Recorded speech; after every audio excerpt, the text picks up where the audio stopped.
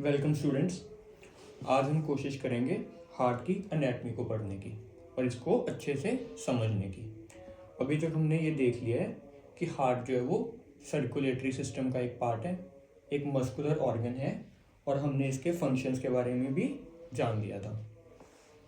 तो हार्ट की एनाटमी को पढ़ने के लिए ना हमने सिंप्लिसिटी मेंटेन करने के लिए इसको 3 डिफरेंट पार्ट्स में डिवाइड कर दिया है। तो पहले पार्ट में, जिसका मॉडल आपके सामने है, इसमें हम देखने की कोशिश करेंगे right side of the heart के बारे में। पार्ट 2 में हम left side of the heart के बारे में जानने की कोशिश करेंगे और इवेंचुअली जब ये दोनों हमारे हो जाएंगे और हम समझ लेंगे इनको अच्छे से, तो हम पार्ट 3 में कोशिश करेंगे पूरा इंटीग्रेटेड स्ट्रक्चर जो हार्ट का है उसको समझने की और एसोसिएटेड ऑर्गन्स जो हैं और ऑर्गन सिस्टम्स जो एसोसिएटेड हैं उनको भी हम समझने की कोशिश करेंगे पार्ट 3 में। ठीक है, अभी के लिए ना एक छोटा सा डिस्क्लेमर ये है कि जब हम राइट साइड की एनाटमी को पढ़ने की कोशिश कर रहे हैं तो आपने लेफ्ट साइड के बारे में या बाकी ऑर्गन्स और ऑर्गन सिस्टम्स में क्या हो रहा है इनके बारे में ओवर थिंक नहीं करना। जैसे जैसे हम आगे बढ़ते जाएंगे और बाय एंड ऑफ पार्ट 3 आपको ये पूरा समझ आ जाएगा कि ये ओवरऑल सिस्टम फंक्शन कैसे करता है। तो सबसे पहले मैं कंपोनेंट से शुरू करूंगा। राइट साइड के हमने देखा था कि heart is composed of 4 chambers. तो राइट साइड में 2 चेम्बर्स हैं, जो उसमें से जो अपर चेम्बर है वो ये फर्स्ट बॉटल रिप्रेजेंट कर रही है विच इज राइट एट्रियम, और जो लोअर चेम्बर है उसको ये मिडल बॉटल रिप्रेजेंट कर रही है विच इज राइट वेंट्रिकल, और ये जो थर्ड बॉटल है आपकी, ये आपकी लंग्स को रिप्रेजेंट कर रही है यहाँ पे। ठीक है, एक बहुत ही कॉमन मिसकंसेप्शन है स्टूडेंट्स में कि जब हार्ट ओवरऑल कॉन्ट्रैक्ट करता है तो ब्लड पंप आउट हो जाता है ना, यही सोचते हैं आप। और जब हार्ट एक्सपेंड करता है तो इनफ्लो होता है ब्लड का हार्ट के अंदर, लेकिन एक्चुअली में ऐसा नहीं है। सारे चेम्बर्स सेम टाइम पे कॉन्ट्रैक्ट और एक्सपेंड नहीं करते। जब आपका एट्रियम एक्सपेंड करता है तो आपका वेंट्रिकल कॉन्ट्रैक्ट करता है, जब आपका एट्रियम कॉन्ट्रैक्ट करता है तो आपका वेंट्रिकल एक्सपेंड करता है, मतलब ये वाइस वर्सा मोशन होता है एक्चुअली।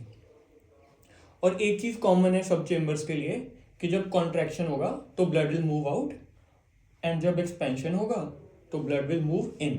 ठीक है, ब्लड का इनफ्लो हो जाएगा। तो अभी मैं आपको यहाँ पे मोशन कैसे होता है थोड़ा करके दिखाता हूँ। तो हम शुरू करते हैं राइट वेंट्रिकल के कॉन्ट्रैक्शन से। ठीक है, जब राइट वेंट्रिकल कॉन्ट्रैक्ट होता है, जैसे कि आप यहाँ पे देख पा रहे हो, जो ब्लड फ्लो है, मैंने आपको बताया था ना कि आउटफ्लो होगा उस चेम्बर से, तो ब्लड जो है वो लंग्स में चला जाता है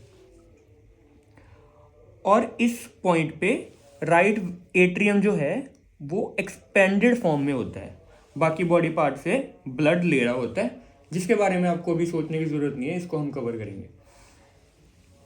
और जब राइट वेंट्रिकल एक्सपैंड करता है एज यू कैन सी, तो ब्लड जाता है राइट एट्रियम से राइट वेंट्रिकल में। उस समय ये जो राइट एट्रियम है आपका वो कॉन्ट्रैक्टेड फॉर्म में होता है। आई will show you again.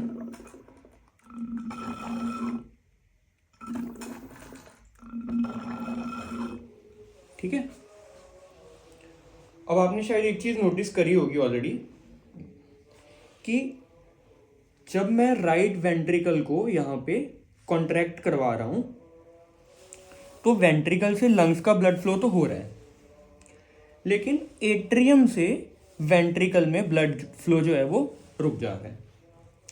Similarly जब वेंट्रिकल एक्सपैंड होता है उस मोमेंट पे एट्रियम जो है आपका वो कॉन्ट्रैक्ट हो जाएगा, है ना।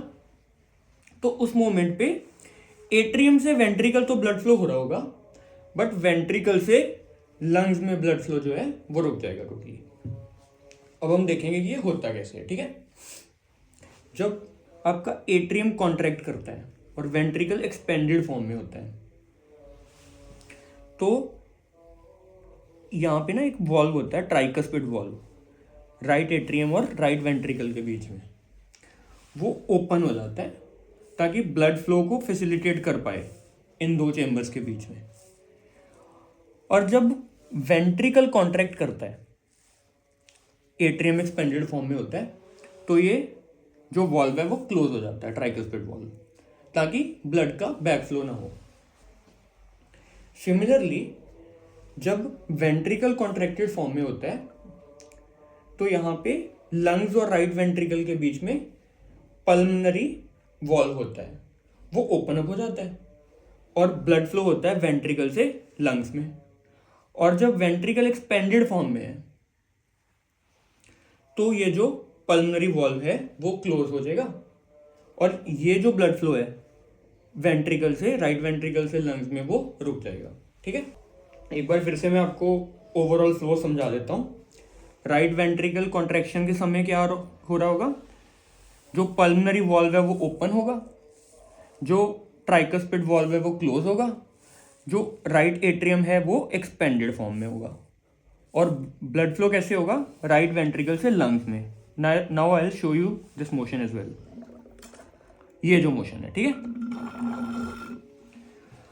अब जब वेंट्रिकल एक्सपेंडेड फॉर्म में वापस आएगा तो फिर क्या होगा, पल्मनरी वॉल्व क्लोज हो जाएगा, ये ब्लड फ्लो रुक जाएगा, ट्राइकस्पिड वॉल्व ओपन हो जाएगा, राइट एट्रियम एक्सपेंड हो जाए, कॉन्ट्रैक्ट हो जाएगा और ब्लड फ्लो होगा राइट एट्रियम से राइट वेंट्रिकल में। ठीक है, अब आपको नोटिस करना है, मैं पहले कॉन्ट्रैक्ट करूंगा और फिर एक्सपेंड करूंगा राइट वेंट्रिकल को, तो मोशन कैसा है आपको फील करने की कोशिश करनी है।